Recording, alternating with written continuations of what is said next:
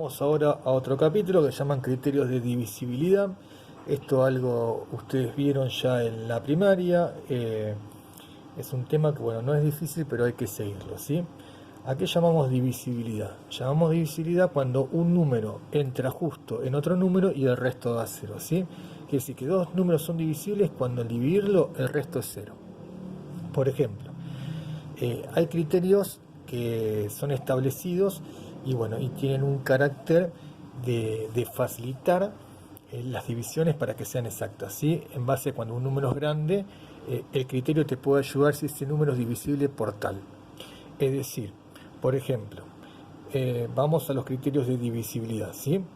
Dice que un número es divisible por 2 cuando es par, obvio. Entonces nosotros agarramos un número 54 y sabemos que es par. Entonces ya sabemos que es divisible por 2, se puede ir a la mitad. Entonces 54 dividido 2, ¿cuánto es? 27 y el resto es 0, ¿sí? Otro ejemplo, 126. Sabemos que 126 es par porque termina en 6, es número en par. Entonces se puede ir a la mitad. La mitad de 126 que es igual a 63. ¿Y cuánto del resto? 0. Entonces ahí decimos que esos números son divisibles por 2, ¿sí? Bien, así como está el criterio de divisibilidad por 2, también está el criterio de divisibilidad por 3. ¿Qué dice el criterio de divisibilidad por 3? Un número es divisible por 3 cuando la suma de sus cifras es múltiplo de 3. Ejemplo, vamos al 222. La suma de sus cifras, ¿qué significa? Esta cifra más esta cifra más esta cifra que lo puse acá es 6. Bien, y 6 es múltiplo de 3. ¿Por qué 6 es múltiplo de 3? Porque 6 está en la tabla de ¿qué? Del 3. Entonces ya me garantiza que este número es divisible por 3. Entonces si yo hago 222 dividido 3 me da 74 y el resto 0. Entonces, ¿qué me está diciendo que el resto es 0? Que son divisibles. Bien, otro ejemplo. Yo tengo el 3558. Acá ya es más difícil. Entonces, ¿puedo saber si ese número es divisible por 3? Sí, con una técnica o por el criterio de divisibilidad por 3 que dice que cuando yo sumo todas esas cifras, 3 más 5 más 5 más 8, y la respuesta me da 21, yo digo, ¿en la tabla del 3 está el 21? Sí. Entonces, como en la tabla del 3 está el 21, entonces me garantizo que el 3558 es divisible por 3. Vamos a corroborarlo, usted lo puede hacer con la calculadora. 3558 dividido 3 me da 1186 y resto ¿cuánto? 0. Entonces comprobé que estos dos números que están acá siguen al criterio de divisibilidad por 3 y lo cumplen.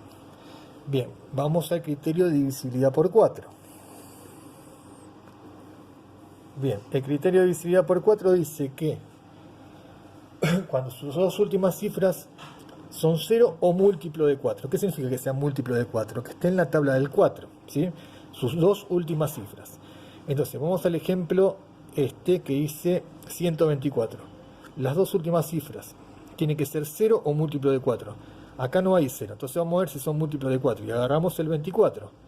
Bien, las dos últimas cifras, el 24. ¿Está en la tabla del 4? Sí. 4 por 6 es 24. Entonces ya veo que las dos últimas cifras son múltiplo de 4. Entonces me garantiza que ese número 124 es divisible por 4. Compruebo con la división, 124 dividido 4 me da 31 y el resto 0. ¿Sí? O por ejemplo 700.